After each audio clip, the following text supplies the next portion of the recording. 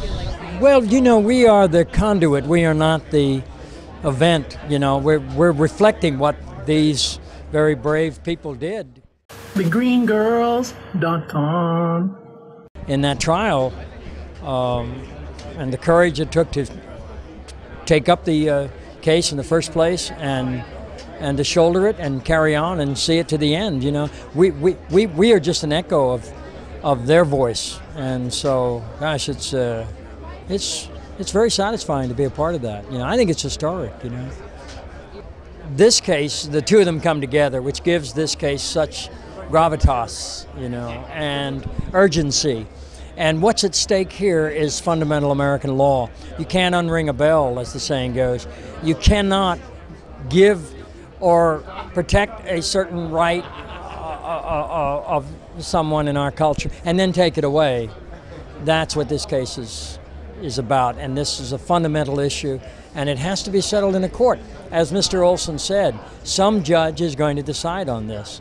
It cannot go undecided. It's too urgent. There is a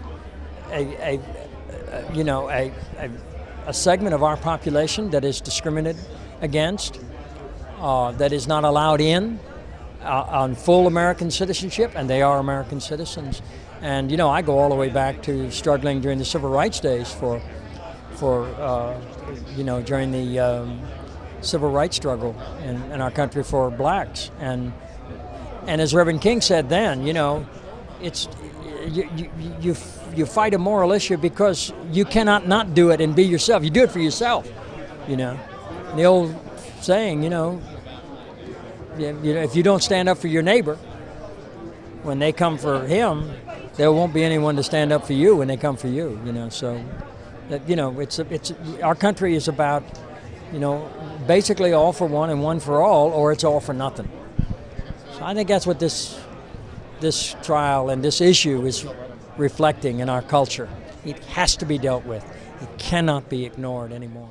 It does not cut it. It does not cut it when you're taking away the constitutional rights, basic human rights and human dignity from a large group of individuals. You cannot say after the fact, we are going to take away the constitutional right to liberty, privacy, association, and sexual intimacy that we already tell you you have.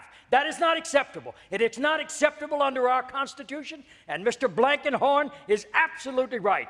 The day we end that, we will be more American. Thank you. TheGreenGirls.com.